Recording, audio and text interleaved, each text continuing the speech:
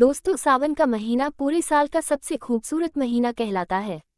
यूं तो साल में 12 माह होते हैं, पर सावन की बात ही निराली होती है। ये पूरे साल के सबसे खूबसूरत महीनों में से एक माना जाता है। दोस्तों, वाकई में सावन की बूंदों में साफ सुथरी सी नजर आने वाली कुदरत अपने शबाब पर इतराती सी नजर आती है। चारों तरफ हरियाली ही हरियाली छाई होती है। इस मौसम में नदियों और तालाबों का पानी का बेरोक टोक बहना, झरनों का झरझर कर बहना, चारों ओर का नज़ारा मंत्रमुग्ध कर देने वाला ऐसा है। सावन के इस खूबसूरत पहलू का दूसरा पहलू है भोलेनाथ के भक्त यूं तो सालों भर कांवड़ चढ़ाते रहते हैं, लेकिन सावन में इसकी धूम कुछ ज्यादा ही रहती है, क्योंकि यह महीना है भगवान शिव को समर्पित है। लेकिन दोस्तों, क्या आप जानते हैं कि भगवान शिव पर सबसे पहले कांवड़ किसने चढ़ाया और इसकी शुरुआत कैसे हुई? कुछ कथाओं के अनुसार भगवान परशुराम ने अपने आराध्य देव शिव के नियमित पूजन के लिए पूरा महादेव मंदिर की स्थापना की और कांवड़ में गंगाजल लाकर पूजन किया। वहीं से कांवड़ यात्रा की शुरुआत हुई, जो आज भी देश भर में प्रचलित है। दोस्तों, वैसे तो सावन का ये पवित्र मास 4 जुलाई 2023 से शुरू हो चुका है और 31 अगस्त 2023 तक रहेगा। इस बार अधिक मास की वजह से सावन मास पूरे 59 दिन तक रहेगा, जिसमें कि 8 सोमवार मिलेंगे व्रत उपवास के लिए।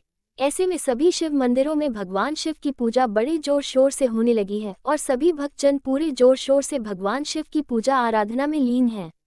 लेकिन दोस्तों, हम अपनी पूजा में ऐसी बहुत सारी गलतियां कर बैठते हैं जिससे कि हमारा व्रत खंडित हो जाता है। आज हम आपको बताएंगे उन गलतियों के बारे में जो कि जाने अनजाने ही सही हम कर बैठते हैं। दोस्तों, सावधान हो जाए इन गलतियों को करने से, क्योंकि इससे भगवान शिव नाराज भी हो सकते हैं और फिर इन गलतियों की वजह से हमें व्रत का पूरा फल भी प्राप्त नहीं हो पाता। व्रत चाहे सावन के पूरे महीने का हो या फिर सावन के सोमवार का हो, आपको इन चीज़ों का ध्यान अवश्य रखना चाहिए। दोस्तों, सावन का यही वो समय होता है जब क्या खाएं क्या न खाएं की लंबी लिस्ट होती है। कुछ धार्मिक कारणों से तो कुछ वैज्ञानिक कारणों के चलते खान पान में तमाम सावधानियां रखने की सलाह दी जाती है। आपको जानकर ताज्जुब होगा दोस्तों कि सावन के इस खूबसूरत मौसम में बहुत सारी ऐसी चीजें हैं जिनको हमें नहीं खानी चाहिए। सावन के इस पवित्र महीने में अगर भूल से भी हमने उन चीजों को खा लिया तो दोस्तों, हम भगवान शिव के क्रोध का कारण बन सकते हैं। दोस्तों, जहां हमें हरी पत्तेदार सब्जियां खाने की सलाह दी जाती, वहीं इन पत्तेदार सब्जियों को सावन के इस महीने में नहीं खाना चाहिए। क्यों नहीं खाना चाहिए वो हम आपको आगे बताएंगे। दोस्तों, और भी बहुत सारी चीजें हैं जिनको हमें सावन के इस पवित्र महीने में नहीं खानी चाहिए। दोस्तों, पूरा वीडियो जरूर देखिएगा, आपके लिए बहुत ही महत्वपूर्ण रहने वाला है। अगर आपको हमारी वीडियो पसंद आती है तो वीडियो को लाइक जरूर कर दीजिएगा। दोस्तों, सावन का महीना शुरू हो चुका है और ऐसे में सभी भक्तजन पूरे जोर शोर से भगवान शिव की पूजा आराधना में लीन हैं। इस महीने में जो भी भक्तजन व्रत रखता है, चाहे वो पूरा महीना हो या फिर सावन का सोमवार, उन्हें इस व्रत उपवास को पूरी ईमानदारी और लगन के साथ करना चाहिए। जब हम उपवास रखते हैं तो हमें ये भी याद रखना चाहिए कि शरीर को आवश्यक पोषक तत्व मिलते रहें ताकि हम बीमार न पड़ें। इसलिए हमें अपने साथ मेवे और फल जरूर रखने चाहिए। दोस्तों, उपवास के दौरान हमें पूरे दिन फलों के रस, पानी और छाछ से शरीर को हाइड्रेट रखते रहना चाहिए। दोस्तों, अगर आप उपवास रख रहे हैं तो आपको इन सावधानियों को जरूर बरतना चाहिए, जैसे कि सावन के महीने में हमें खाना पकाने के लिए टेबल नमक की जगह सेंधा नमक का इस्तेमाल करना चाहिए। मसालों के लिए हमें जीरा, काली मिर्च पाउडर, लाल मिर्च पाउडर और काली मिर्च का उपयोग करना चाहिए। दोस्तों, हमें बाहर के पैकेट फूड वगैरह भी खाने से बचना चाहिए, क्योंकि उसमें नमक मिलाया होता है, जिसे खाने से हमारा व्रत भंग हो सकता है।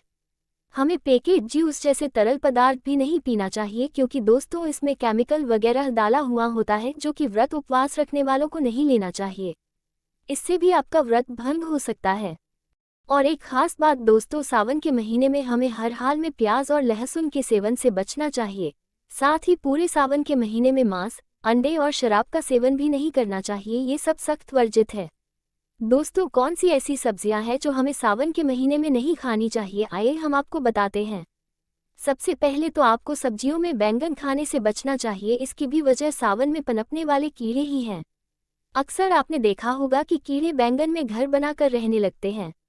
ये कीड़े सब्जी के साथ कटकर गलती से भी खाने में आ जाएं तो हमारा व्रत तो भंग हो ही जाएगा, साथ ही हमारे शरीर को नुकसान पहुंचेगा। वो अलग दूसरी आती है गाजर। जी हाँ दोस्तों, गाजर भी हमें नहीं खाना चाहिए।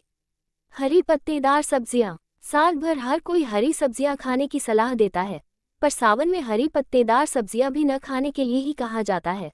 कारण वही है कीड़े मकोड़े जो इनके पत्तों से चिपक जाते हैं। ऐसे में संभावनाएं ज़्यादा होती है कि वो हमारे खाने में आ जाएं, जिसका हमको नुकसान झेलना पड़ सकता है। साथ ही व्रत रखने वालों के लिए भी ये सही नहीं है। दोस्तों, हमें प्याज और लहसुन भी सावन के इस पवित्र महीने में नहीं खानी चाहिए।